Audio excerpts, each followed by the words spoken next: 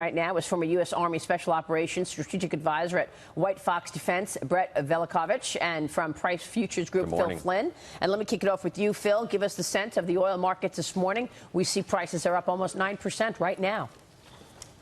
Yeah, a lot of traders were in shock this weekend. You know, there was an assumption, of course, that this type of thing wouldn't happen. You know, we were in a new era, and we really didn't have to worry about oil price shocks anymore. And I go to your point. You're absolutely right. The United States, being the biggest producer in the world, has really softened the blow, but it hasn't totally removed the risk. And the biggest concern, I think, for the oil market right now is not only how quickly the Saudis can get production back online, but how can they stop an attack in the future? I mean, that's the key thing here. Yeah. Listen, we've known that these Houthi rebels have been attacking for some time. How did this happen, and can it happen again? Brett, what do you say to this? Can it happen again? And also the fact that the Iranians are pushing to say that this wasn't them and the Houthis taking responsibility. No comment on the fact that Iran encourages the Houthi rebels.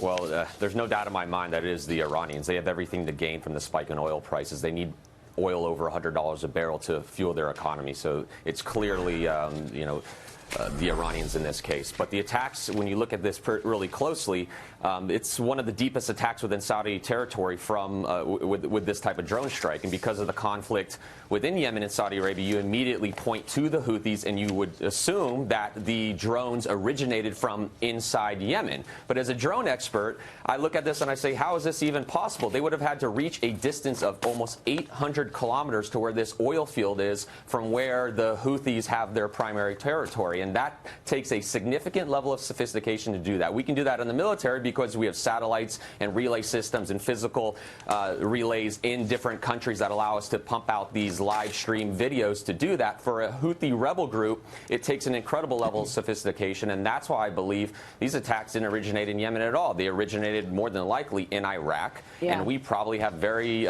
strong evidence indicating that the Iranians may have even been the ones to fly it. Wow. All weekend I was looking at research reports from Wall Street analysts. There was a lot of activity over the weekend as analysts were writing up what they thought the impact would be before Monday morning opening for the markets. President Trump tweeted on the attacks as well, and he wrote this yesterday. Saudi Arabia oil supply was attacked. There is reason to believe that we know the culprit, are locked and loaded depending on verification, but are waiting to hear from the kingdom as to who they believe was the cause of this attack and under what terms we would proceed. Brett, what should the U.S. do at this point? Are you expecting a reaction from the U.S., a military reaction?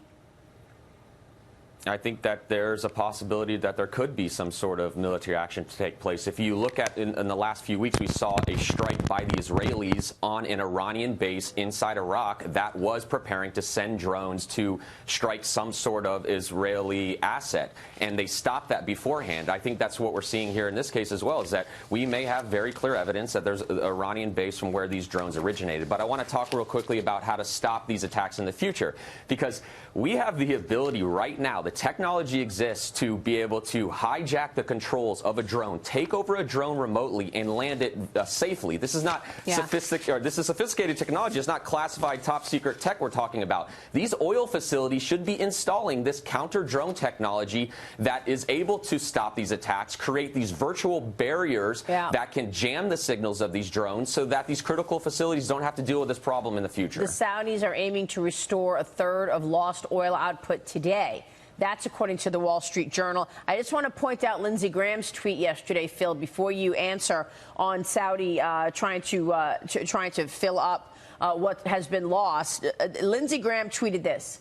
It is now time for the U.S. to put on the table an attack on Iranian oil refineries if they continue their provocations or increase nuclear enrichment.